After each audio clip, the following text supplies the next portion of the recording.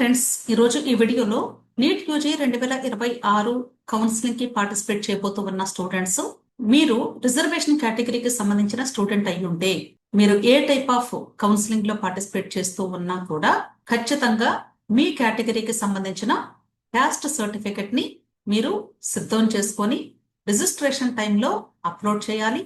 అలాగే మీకు ఒకవేళ సీట్ అలాట్మెంట్ వస్తే మీకు ఏ కాలేజ్లో అయితే సీట్ అలాట్మెంట్ వచ్చిందో అక్కడ రిపోర్టింగ్ టైంలో ఒరిజినల్ సర్టిఫికెట్ ని సబ్మిట్ చేయాల్సి ఉంటుంది.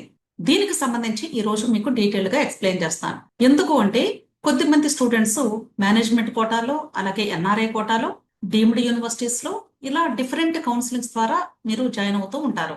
ఆ స్టూడెంట్స్ ఏమనుకుంటూ ఉంటారంటే, అంటే మేము పేమెంట్ ద్వారా వెళుతున్నాం కాబట్టి ఒకవేళ మేము కేటగిరీకి సంబంధించినటువంటి స్టూడెంట్ అయినా కూడా క్యాస్ట్ సర్టిఫికెట్ అక్కర్లేదు అనుకుంటూ ఉంటారు.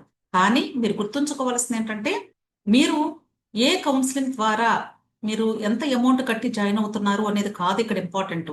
మీరు కేటగిరీ సర్టిఫికెట్ ద్వారా నీట్ ఎగ్జామ్ కి అప్లై చేసి ఉంటే ఖచ్చితంగా మీ యొక్క కేటగిరీని బేస్ చేసుకొని క్యాస్ట్ సర్టిఫికెట్ ని సిద్ధం చేసుకొని దాన్ని మీరు అప్లోడ్ చేయాలి, అలాగే సబ్మిట్ చేయాలి. అయితే అసలు టోటల్ గా మనకి ఈ నీట్ యూజీ 2026 కౌన్సిలింగ్ లో ఎన్ని టైప్స్ ఆఫ్ కౌన్సిలింగ్స్ ఉంటాయి అనేది ఇక్కడ మీకు లిస్ట్ ఇచ్చాను. స్టేట్ కోటా కౌన్సిలింగ్ ఉంటుంది, మీ సొంత రాష్ట్రం మెడికల్ కౌన్సిల్ వాళ్ళు కండక్ట్ చేసే స్టేట్ కోటా కౌన్సిలింగ్, అలాగే all India quota counselling, next all India quota counselling ద్వారానే డీమ్డ్ యూనివర్సిటీస్ లో కూడా జాయిన్ అవ్వడానికి డీమ్డ్ యూనివర్సిటీ కౌన్సిలింగ్ ఉంటుంది. అంటే ఇక్కడ 2 lakhs సెక్యూరిటీ డిపాజిట్ అమౌంట్ కట్టి రిజిస్ట్రేషన్ చేసుకుంటారు కాబట్టి డీమ్డ్ యూనివర్సిటీస్ అడ్మిషన్ మీకు ఆల్ ఇండియా కోటా కౌన్సిలింగ్ ద్వారా మాత్రమే జరిగింది. అలాగే management quota B category seat అంటే మీ సొంత రాష్ట్రంలోనే అవ్వచ్చు, లేకపోతే వేరే స్టేట్ లో కూడా మీరు బి కేటగిరీకి పార్టిసిపేట్ చేయవచ్చు. కాబట్టి ఈ బి కేటగిరీలో మీరు పార్టిసిపేట్ చేస్తూ ఉన్నా, అలాగే సి కేటగిరీ లేదా ఎన్ఆర్ఐ కేటగిరీలో మీరు పార్టిసిపేట్ చేస్తూ ఉన్నా, ఏ టైప్ ఆఫ్ కౌన్సిలింగ్ అయినా సరే ఖచ్చితంగా మీ యొక్క కేటగిరీని బేస్ చేసుకుని క్యాస్ట్ సర్టిఫికెట్ ని మాత్రం సిద్ధం చేసుకోవాల్సి ఉంటుంది. అర్థమైంది కదా? అయితే అసలు ఈ క్యాస్ట్ సర్టిఫికెట్ ఎందుకు సిద్ధం చేసుకోవాలి, రీజన్ ఏంటి అంటే, మీరు నీట్ ఎగ్జామ్ కి అప్లై చేసినప్పుడు మీ యొక్క కేటగిరీని బేస్ చేసుకుని అప్లై చేసి ఉంటారు. అంటే మీ యొక్క అడ్మిట్ కార్డు మీద మీ కేటగిరీని అక్కడ స్పెసిఫై చేసి ఉంటారు ఖచ్చితంగా. అంటే మీకు రిజల్ట్స్ వచ్చినప్పుడు కూడా మీ కేటగిరీని బేస్ చేసుకొని మినిమం క్వాలిఫైయింగ్ స్కోరు లేదా పర్సంటైల్ ఎంత ఉండాలి అనేది ఎన్టీఏ వాళ్ళు నిర్ధారిస్తారు. కాబట్టి దానికి అనుగుణంగా మీ యొక్క స్కోర్ వచ్చిందా లేదా అనేది చెక్ చేయడం కోసం మెయిన్ ఈ కేటగిరీ సర్టిఫికెట్ ముఖ్యంగా అవసరం.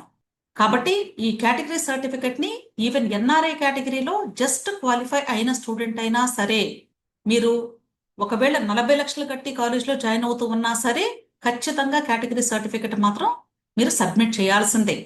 ఎందుకంటే మీరు క్వాలిఫై అయ్యారా లేదా అనేది చెక్ చేసేది మాత్రం కేవలం కేటగిరీ సర్టిఫికెట్ ని బేస్ చేసుకుని మాత్రమే. కాబట్టి అంతేకాదండి, కన్వీనర్ కోటాలో పార్టిసిపేట్ చేసే స్టూడెంట్స్ అయితే ఖచ్చితంగా కేటగిరీ సర్టిఫికెట్ ఉంటేనే, అంటే క్యాస్ట్ సర్టిఫికెట్ ఉంటేనే మీకు మీ కేటగిరీలో సీటు పొందే అర్హత ఉంటుంది. అంతేకాని ఒకవేళ మీరు కేటగిరీ సర్టిఫికెట్ కానీ సబ్మిట్ చేయలేదు అంటే ఓసీ కేటగిరీలో మాత్రమే సీటు పొందే అవకాశం ఉంటుంది. కాబట్టి ఖచ్చితంగా ప్రతి ఒక్క స్టూడెంట్ కూడా దయచేసి మీకు సంబంధించినటువంటి కేటగిరీ సర్టిఫికెట్ ని, అంటే క్యాస్ట్ సర్టిఫికెట్ ని రెడీ చేసుకోండి. అయితే అసలు ఏ టైప్ ఆఫ్ కేటగిరీస్ ఉంటాయి జనరల్ గా అంటే SC, ST, OBC NCL, EWS, PWD category, ఇవి అంటే జనరలైజ్డ్ గా అసలు టోటల్ ఇండియాలో మనం యూజ్ చేసేటువంటి కేటగిరీస్ ఇవి వర్టికల్ రిజర్వేషన్స్ అంటారు వీటిని. పీడబ్ల్యూడీ అనేది హారిజాంటల్ రిజర్వేషన్. అంటే ఈ 4 రిజర్వేషన్స్ లో ఉన్న స్టూడెంట్స్ లో ఎవరైనా పీడబ్ల్యూడీ కేటగిరీకి సంబంధించిన స్టూడెంట్ ఉంటే, సో ఈ కాంబినేషన్ ప్లస్ పీడబ్ల్యూడీ ఉన్నప్పుడు మీకు కట్ ఆఫ్ చేంజ్ అయ్యింది. అంటే ఓసీ, ఈడబ్ల్యూఎస్, పీడబ్ల్యూడీ అయితే 45% మినిమం ఉండాలి. SC, ST, OBC, NCL, PWD category students అయితే మీకు క్వాలిఫైయింగ్ కట్ ఆఫ్ 40th ఉండాలి. కాబట్టి ఖచ్చితంగా మీరు పీడబ్ల్యూడీ కేటగిరీ కూడా సంబంధించిన స్టూడెంట్ అయితే మీ యొక్క పీడబ్ల్యూడీ సర్టిఫికెట్ కూడా మస్ట్ అండ్ షుడ్ ఉండి తీరాల్సిందే. అర్థమైంది కదా? అప్పుడు మీకు పీడబ్ల్యూడీ కేటగిరీలో సీటు పొందే అవకాశం ఉంటుంది.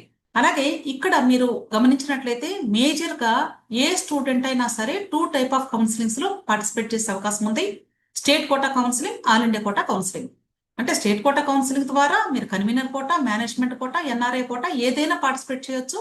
అలాగే ఆల్ ఇండియా కోటా కౌన్సిలింగ్ ద్వారా 15% గవర్నమెంట్ కోటాకి లేదా డీమ్డ్ యూనివర్సిటీస్ లో పార్టిసిపేట్ చేసే అవకాశం ఉంది. అయితే మీరు స్టేట్ కోటా కౌన్సిలింగ్ ద్వారా పార్టిసిపేట్ చేసే స్టూడెంట్స్ అయితే అసలు టోటల్ గా ఇక్కడ ఎన్ని కేటగిరీస్ ఉంటాయి అంటే EWS, BC, ABCDE, SC, ST and PWD. PWD category students మాత్రం ఖచ్చితంగా యూడిఐడి కార్డు కూడా కలిగి ఉండాలి, గుర్తుంచుకోండి. ఇది వ్యాలిడ్ డేట్ ఉందా లేదా అనేది చెక్ చేసుకుని అప్డేట్ చేసి రెడీగా పెట్టుకోండి. సో ఈ కేటగిరీ స్టూడెంట్స్ అందరూ కూడా మీ దగ్గర ఉన్నటువంటి కేటగిరీ సర్టిఫికెట్స్ సిద్ధం చేసుకోవాలి. పర్టికులర్ గా ఇక్కడ మీరు గమనించినట్లయితే ఈడబ్ల్యూఎస్ కేటగిరీ స్టూడెంట్స్ కు సంబంధించి April 1, 2026 ఆ తర్వాత మాత్రమే తీసుకున్నటువంటి ఈడబ్ల్యూఎస్ సర్టిఫికెట్ యూజ్ చేయాలి. అంతేగాని దానికంటే ముందు ఒక్క రోజు ముందు తీసుకున్నా కూడా అది చెల్లదు. ఎందుకంటే నీట్ ఎగ్జామ్ టైంలో చాలా మంది తీసుకున్నారు, అది మీరు ఇప్పుడు యూజ్ చేయడానికి లేదు.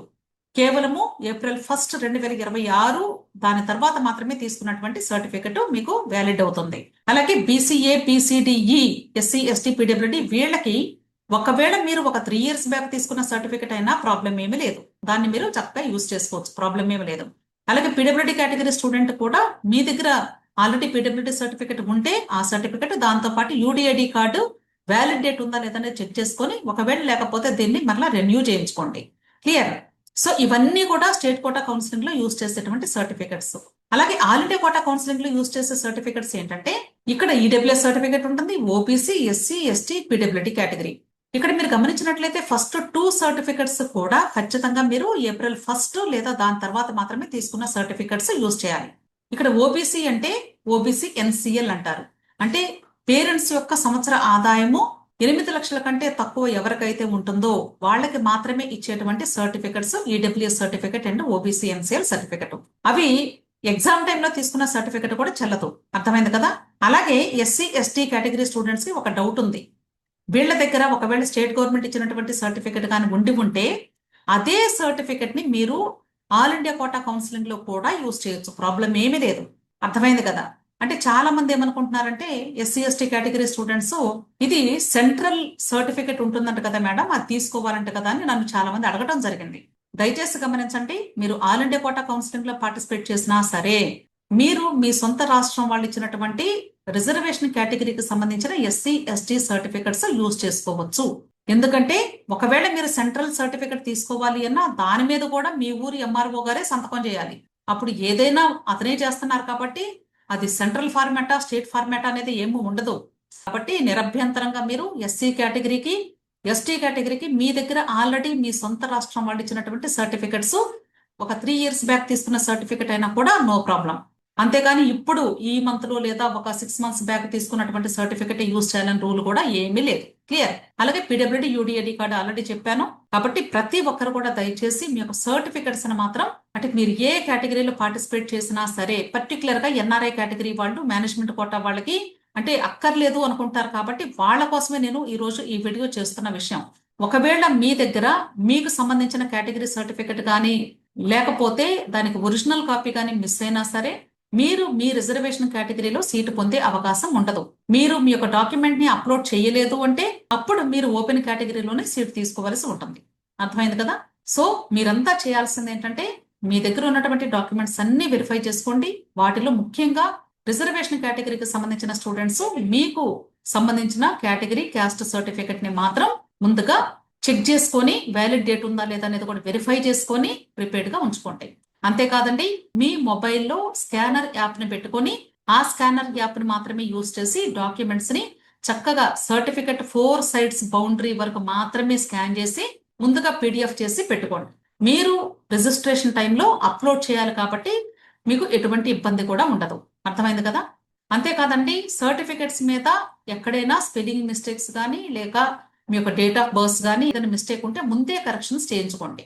అంతేకాదండి, మీకు ఇంకా ఏదైనా డౌట్స్ ఉంటే మీ యొక్క డౌట్స్ ని క్లారిఫై చేసుకోవడానికి టెలిగ్రామ్ గ్రూప్ ఉంది. ఆ లింక్ నేను ప్రతి వీడియో డిస్క్రిప్షన్ లో ప్రొవైడ్ చేస్తూ ఉన్నాను. అలాగే కమెంట్ సెక్షన్ లో కూడా పిన్ చేస్తున్నాను. మీ యొక్క డౌట్స్ ని క్లారిఫై చేసుకోవడానికి టెలిగ్రామ్ గ్రూప్ లో జాయిన్ అవ్వండి. అలాగే ఈ నీట్ కౌన్సిలింగ్ సంబంధించి మీకు అవగాహన లేకపోతే తప్పనిసరిగా పెయిడ్ సర్వీసెస్ యూజ్ చేసుకోండి. ఈ పెయిడ్ సర్వీసెస్ కోసం 6303235115 కి వాట్సాప్ మెసేజ్ చేయండి. నేనే మీకు కాల్ బ్యాక్ చేసి మాట్లాడతాను. విష్ ఆల్ ది బెస్ట్ అండి. వీడియో నచ్చితే లైక్ చేయండి, మీ ఫ్రెండ్స్ కూడా షేర్ చేయండి. అలాగే నా ఛానల్ తప్పకుండా సబ్స్క్రైబ్ చేసుకోండి. Thank you.